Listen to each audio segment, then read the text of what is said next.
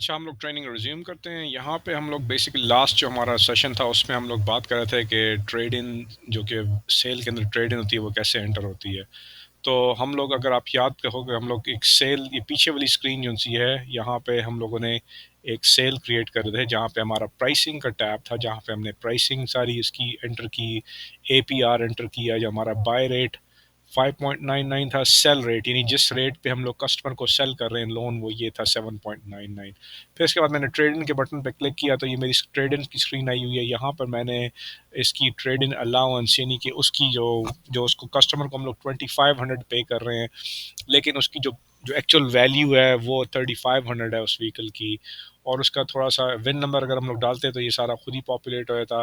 फिर इसके ऊपर कस्टमर अगर लोन यानी ओ करता है पैसे किसी, इसके ऊपर पे ऑफ है, तो वो यहाँ पे इसको क्लिक किया और उसका लोन का जो है पहले डिसाइड किया कि किसको ओ करता है और कितनी अमाउंट, यानी कि ये पीपल्स फाइनेंशियल एक बैंक है, इसको ये $4000 ओ करता है।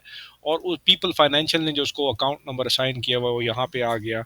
और अगर वो लीन होल्डर हमारे पास अगर ना होता तो हम लोग उसको यहाँ पे जाके ऐड भी कर सकते, एक नया वेंडर भी क्रिएट कर सकते थे। वेंडर क्रिएट करने का मैंने आपको पहले भी असूल बताया कि उसके ऊपर उसका नाम और कम से कम फ़ोन और ईमेल को एक चीज़ होनी चाहिए। और उसके अलावा जो है उसके अंदर कोई एडवांस अगर फैक्टर्स हैं तो उसको भी एंटर कर सकते हैं हम लोग। वेंडर जो है हमारा बैंक यहाँ पे आ गया, इसकी सारी इन्फॉर्मेशन, ये हमारी ट्रेड एंटर होगी। नोटिस करें ये बॉटम पे लिखा हुआ है नेट जो ट्रेड इन की वैल्यू है, यानी कि जो हमने अमाउंट उसको पे कर रहे हैं 2500 और उसका जो लोन का पे ऑफ है 4000 है, तो -1500 यानी इसका जो लोन अमाउंट है वो और भी ऊपर चली जाएगी। यानी कि ये 23,990 जो सा है, इसके अंदर से इसकी जो है ना ये लोन, वैसे तो अगर 23,990 इस नंबर को भी इग्नोर करें, -1500 को, इसके ऊपर ये टैग एंड टाइटल फी हमने चार्ज की 158, ये भी स्टोर की सेटिंग्स में से आती है। स्टोर की सेटिंग्स यहाँ पे मिसलिनियस के अंदर एक मेन्यू के अंदर सिस्टम ऑप्शंस में जाएं तो यहाँ पे आप ये सारी सेटिंग्स कर सकते हैं कि कितनी फ़ीस आपने एंटर करनी है और किस तरह से आपने चीज़ों को हैंडल करना है, वो सारा कुछ आपको यहाँ से पहले से प्री डिफाइन कर सकते हैं। जैसे देखें ये 158 इसकी फ़ी यहाँ पे सेट की हुई है, 799 डीलर फ़ी सेट की हुई है। तो ये तो वहाँ स्टोर सेटिंग्स के अंदर था। तो यहाँ पे ये इसकी डीलर फ़ी और टैग एंड टाइटल फ़ी आ गया। इसके अलावा इसको अगर हम लोग सर्विस कॉन्ट्रैक्ट बेच रहे होते तो वो भी यहाँ पे एंटर हो जाता, गैप भी यहाँ पे एंटर हो जाता, और भी प्रोडक्ट्स हैं वहाँ पे, यहाँ पे हम लोग जो बेचते हैं वो यहाँ पे सारी एंटर होती जाती। टैक्सेस इसके जो से हैं वो डिपेंड करता है कि कौन सी स्टेट में। तो डिफ़ॉल्ट तो 7%, यानी कि हम लोग जिस स्टेट में हैं, ये जॉर्जिया में, यहाँ पे करंट जो रेट है जो कि सालाना चेंज भी हो सकता है, लेकिन करंट जो है 7% के हिसाब से ये 1560 यहाँ पे आ रहा है। तो ये 23,990 प्लस 158 प्लस 799 और 1560 जो है बेसिकली ये बनता है 26,500 के करीब बनता है। लेकिन इसमें फिर ये 1500 और भी ऐड हो गए जो कि नेगेटिव इक्विटी है, तो टोटल $28,007 बन गया। अब ये जो सा हम कहते हैं कस्टमर को जो लोन अप्रूव हुआ है वो 5 साल का यानी 60 मंथ का लोन है, और उसका जो रेट वो ये है। और उस कस्टमर जो है वो हमें जो है 2500 डिपॉजिट, यानी अब डिपॉजिट हमें दे रहा है 500। और उसके जो डिपॉजिट का जो है ना को एंटर करने से पहले अब हम नेक्स्ट टैब पे चले जाते हैं, जहाँ पे उसको हम लोग कहेंगे टेस्ट डील, कस्टमर का नाम रख देते हैं टेस्ट डील, ठीक है। और इसका एड्रेस भी डालते हैं 1001 पेंसिल्वेनिया एवेन्यू और 60027 इसका जिप कोड हो गया, या इसको हम लोग 60010 कर देते हैं। तो ये इसकी इसकी उसने खुद ही जिप कोड से इसने इसका सिटी और स्टेट निकाल ली। यहाँ पे इसका फ़ोन नंबर एंटर कर देते हैं। फ़ोन नंबर होना बड़ा ज़रूरी है क्योंकि इसके बगैर हम लोग कस्टमर को कांटेक्ट नहीं कर सकते। इसकी डेट ऑफ बर्थ आ गई 11/15/1988, जेंडर, सोशल सिक्योरिटी यहाँ पे आ जाता। और फिर कौन सा बंदा इसको सेल कर रहा है, तो सेल करते हुए इसके add salesman to the file, जो हमारे एग्जिस्टिंग सेल्समैन है उनमें से एक निकाल के डाल दिया। अगर वो ना होते कोई तो इन लोग यहाँ पे ऐड भी कर सकते हैं नया सेल्समैन। तो ये हमने इसको, एक से ज़्यादा भी सेल्समैन हो सकते हैं। अगर फ़र्ज़ करें 2 सेल्समैन थे जो इसको हैंडल कर रहे थे, तो वो हम लोग 2 एंटर कर देंगे और उनका 50-50% कमीशन उनका हो जाएगा।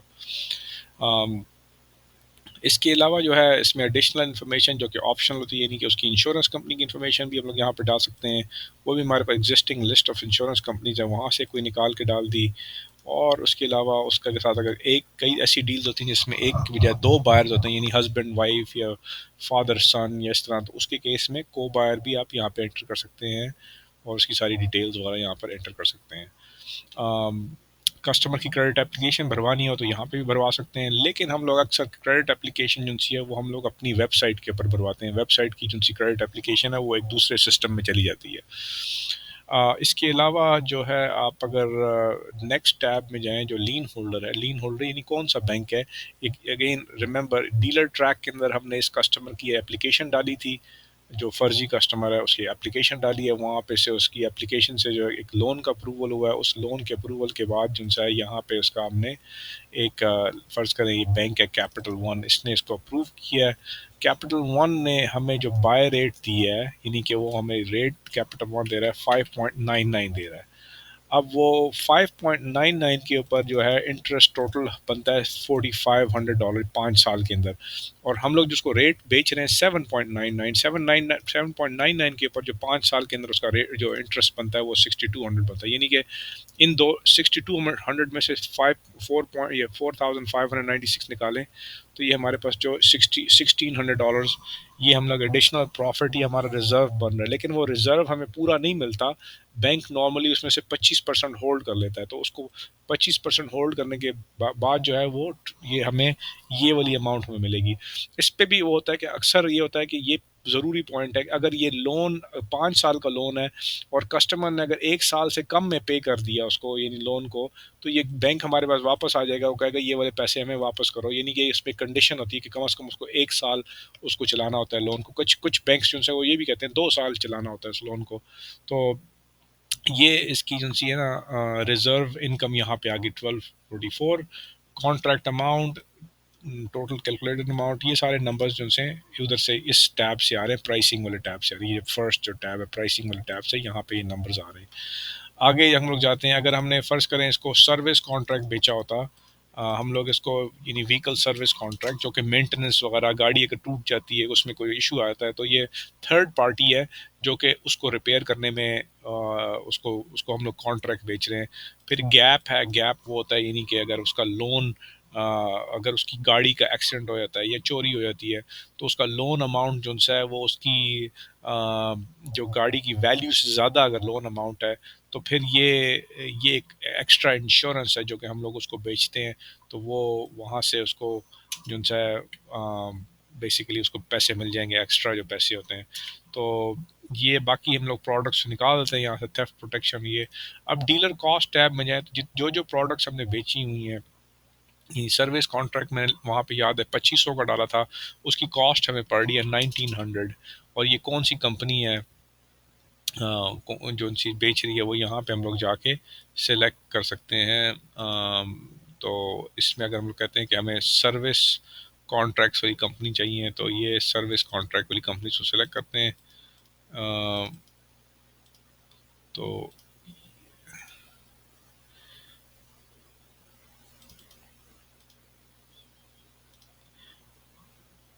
सर्विस कॉन्ट्रैक्ट की कंपनी सिलेक्ट की करेंगे, ये यहाँ पे कुछ एरर दे रहा है इस वक्त, लेकिन ये कि अगर हम लोगों को कोई सर्विस कॉन्ट्रैक्ट की कंपनी मिल जाती है, जैसे मुझे पता है एक का जिसका नाम है DOWC, तो हम लोग इसको सिलेक्ट कर लेते हैं। और इसके बाद गैप जो सा है वो भी हम लोग इसी को DOWC, गैप हमने 599 की बेची हुई है लेकिन हमारी कॉस्ट है 375। ठीक है, ये अब हमारा ये हो गया। अब सेल्समैन को जो कमीशन है वो हम लोग दे रहे हैं $250 कमीशन दे रहे हैं, लेकिन दो सेल्समैन है तो इनके दरमियान में स्प्लिट हो जाएगा। तो ये हमारे पास जिनसे आप दोबारा से स्टार्ट करते हैं, हमने पहले पहले पहले टैब में गए, यहाँ पे व्हीकल सेलेक्ट की। व्हीकल सेलेक्ट करने के लिए आप उसको last 6 of the win number से जाके उसको सर्च कर सकते हैं, या फिर उसका मेक या मॉडल डाल सकते हैं, लेकिन बेहतर तरीका ये होता है last 6 of the win number से आप उसको सिलेक्ट करेंगे। और उसके बाद जो है उसकी प्राइस एंटर करेंगे। आपके पास डीलर ट्रैक से, यानी आपका उसका इस फ्रेजर में आने से पहले जो है वो आप प्री रिक्विजिट ये होता है कि आप उसकी कस्टमर की क्रेडिट एप्लीकेशन भरवा के और उसको डीलर ट्रैक में रन करेंगे, और उसके बाद जो है वो आपके पास रेट आ जाएगा कि इसको कितने का रेट, यानी बाय रेट बैंक हमें कितने का दे रहा है और उसको बेच रहे कितने का है। तो वो करने के बाद ये फिर हम लोग डील को बिल्ड इस तरह से करते हैं कि इसमें प्राइस डाली, उसको अगर हमने वारंटी या ये गैप बेच रहे हैं ये भी डाला, उसकी ट्रेड इन है तो वो भी डाल दी हमने। उसके बाद उसका डाउन पेमेंट ये जो भी है वो डालने के बाद इसके कितने मंथ का लोन है ये हमें आ गया। इसकी पेमेंट मंथली आ रही है $620 इसकी पेमेंट आ रही है, और ये 60 मंथ्स का लोन है। और कस्टमर की फिर नाम अता पता सारा कुछ जो है कस्टमर टैब में आ गया। लीन होल्डर में जो है जो हमारा बैंक है जो हमें लोन दे रहा है उसकी सारी डिटेल्स यहाँ पे आ गई, कौन सा बैंक है, वो हमारा बाय रेट क्या है और हमारा जो है रिजर्व अमाउंट क्या है ये यहाँ पे आ गया। और डीलर कॉस्ट के अंदर जो भी हमने उसको एडिशनल प्रोडक्ट्स वगैरह बेची हुई हैं वहाँ पे उनकी कॉस्ट हम लोग एंटर करते जाते हैं। ये हमने सर्विस कॉन्ट्रैक्ट बेचा है, ये फर्ज करें ये 3 साल का सर्विस कॉन्ट्रैक्ट था, और इसमें जो कवर्ड माइल्स हैं यानी कि वो जो आगे जो हमें माइल्स कवर हो रहे हैं गाड़ी के वो इतने हैं। तो ये सारा कुछ करने के बाद इसमें सेल्समैन का कमीशन डाला। और अगर ये हमने इसकी समरी देखनी है तो सेल्स रिकैप में जाएं तो आपको इसकी एक समरी स्क्रीन नज़र आ जाएगी जहाँ पे ये आपको नज़र आ रहा है इसकी सारी इंफॉर्मेशन के सेल्समैन कौन है, व्हीकल कौन सी है, ये कस्टमर की इंफॉर्मेशन क्या है। फिर इसकी जो फ्रंट एंड इनकम है, फ्रंट एंड इनकम वो वाली होती है जो कि गाड़ी की ओरिजिनल सेलिंग प्राइस और माइनस उसके ऊपर जो भी ट्रेड इन वगैरह होता है और उसकी जो कॉस्ट होती है वो निकालने के बाद जो है वो हमें अगर प्रॉफिट अगर उस व्हीकल पे हो रहा हो तो वो, या लॉस हो रहा हो तो यहाँ पे नज़र आ जाएगा। इसको front end profit and loss कहते हैं। ये हमें इस केस में हमारे पास ये -809 यानी हमें लॉस हो रहा है इस गाड़ी के अंदर कि हमारी जो सेलिंग प्राइस 23,990 है, हमारी ओरिजिनल कॉस्ट लेकिन 22,880 है, लेकिन इसके ऊपर हमने वो लॉट फी भी लगाई हुई है, बाय फी भी लगाई हुई है और एडिशनल कॉस्ट। इसमें से लॉट फी और बाय फी जो होती है ये नंबर्स को बढ़ाने के लिए, एग्जैजुरेट करने के लिए, ये इसलिए करते हैं ताकि हमारा कमीशनेबल जो जो हमारे जो कमीशन स्ट्रक्चर है उसको ये उसको अफेक्ट करता है इस तरह से कि हमारे कमीशन जो हमने पे करने होते हैं वो फिर कम हो जाते हैं। तो इसलिए इन दो का लॉट फी का और जिसको पैक कहते हैं इसका ये फ़ायदा होता है।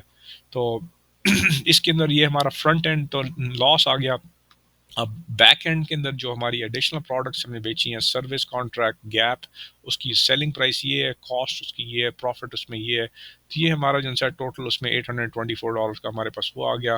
तो टोटल जो है इस सेल के अंदर हमें फाइनेंसिंग से जो है वो रिजर्व की इनकम यानी जो बैंक हमें दे रहा है $1,300 प्लस प्रोडक्ट की सेल से 1825, और फिर हमारे पास एक डीलर फी भी होती है। डीलर फी भी एक प्रॉफिट ही होता है, तो उसमें से ये लगा के हम लोग बेसिकली टोटल हमारा प्रॉफिट बन रहा है 2114 माइनस इसमें से 250 करें तो ये हमारा 1864 जो है कमीशन भी तुमने देना है तो वो भी हो गया। लेकिन जब हम लोग एक्चुअल नंबर्स रन करेंगे तो उसमें 1864 के अंदर हम लोग ये जो पैक अमाउंट होती है ये वाली, ये 1750 और 700 ये हम लोग इसमें वापस डाल देंगे, तो फिर हम लोगों के नंबर्स दोबारा से ऊपर, यानी कि एक्चुअल प्रॉफिट जो है वो ज़्यादा ऊपर चला जाएगा।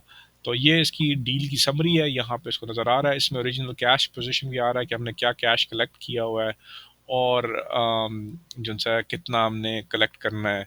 Contract amount due from lean holder, reserve amount due from lean holder, यानी लीन होल्डर यानी बैंक ने हमें दो अलग अलग पैसे देने, एक तो उसका जो प्रिंसिपल हमने फाइनेंस करवाया है और दूसरा जो हमने उससे रिजर्व जो अर्न किया है वो हम लोग सारा का सारा यहाँ पे डालेंगे। तो ये हमें जो बैंक से हमें फिर ये टोटल ड्यू हो गया।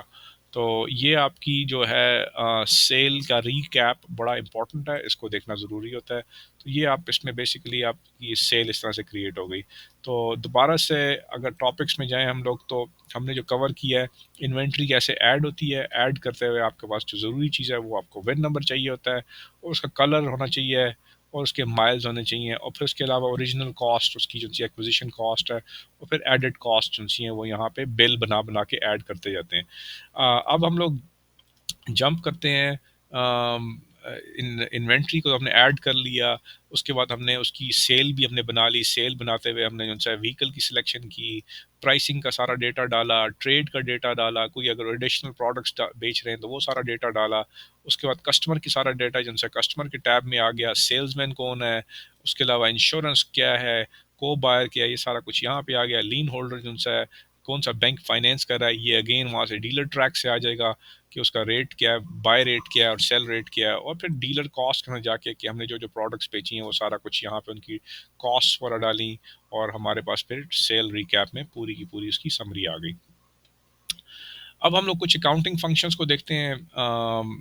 वैसे तो इसमें एक ये भी टॉपिक कवर करने का वाला है कि एक दफ़ा सेल क्रिएट हो जाए तो उसके जिनसे कुछ पेपर वर्क प्रिंट करने होते हैं, तो वो सेल को पहले हम लोग, अगर हम लोग किसी एग्जिस्टिंग सेल के अंदर हैं तो वहाँ से अगर हम लोग प्रिंट का बटन दबाएं तो वो ऑलरेडी सेल लोडेड होएगी। लेकिन हम लोग ये, क्योंकि अभी हम लोग इसमें डायरेक्ट उसमें आ गया हूँ प्रिंट के मेन्यू में, तो मुझे पहले कस्टमर भी सिलेक्ट करना पड़ेगा। कोई एक आध कस्टमर सिलेक्ट करता हूँ और उसको मैं या तो सर्च करके लोड कर सकता हूँ, या मैंने वैसे ही कोई रैंडमली सिलेक्ट कर लिया। तो अब ये मैंने लोड किया तो इसके सारे ये पेपर वर्क जो है ना आ गया। इसमें ये बिल ऑफ सेल जो है हमारा मेन एक पेपर वर्क होता है, जिसको आप इनवॉइस भी कह सकते हैं, लेकिन ऑटोमोटिव इंडस्ट्री में इसको बिल ऑफ सेल भी कहते हैं या बायर्स ऑर्डर भी कहते हैं। तो इसका अगर हम लोग प्रिंट प्रीव्यू का बटन दबाएं तो हमें ये इसका एक पीडीएफ का फॉर्मेट खुल के नज़र आ जाएगा, जहाँ पे ये इसकी सारी समरी से नज़र आ रही होगी।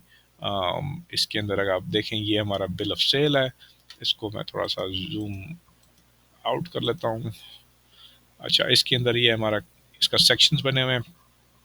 टॉप के ऊपर हमारा परचेजर सेक्शन है, फिर हमारे पास व्हीकल सेक्शन है, यानी कि कस्टमर की इन्फॉर्मेशन, व्हीकल की इन्फॉर्मेशन, ट्रेड अगर कोई होता, एक या दो ट्रेड्स यहाँ पे आ जाती, लीन होल्डर का इन्फॉर्मेशन, इंश्योरेंस की इन्फॉर्मेशन, और कोई एक्स्ट्रा रिमार्क्स होते यहाँ पे लिखे होते। ये जो सेक्शन है यहाँ पे प्राइसिंग सारी आ रही है, उसकी बेस प्राइस क्या है, एडवर्टाइज प्राइस क्या है, लेकिन जो हम लोग जिस प्राइस पे बेच रहे हैं वो ये है, लेकिन एडवर्टाइज इतने पे हुई हुई थी।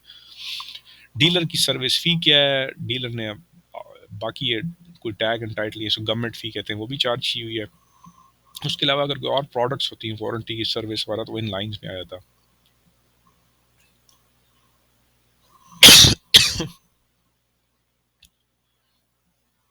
तो यहाँ तक हमने कवर कर लिया है। तो बाकी जो है अब हम लोग अकाउंटिंग फंक्शंस को ऑटो को जो है नेक्स्ट वीडियो में चेक करते हैं।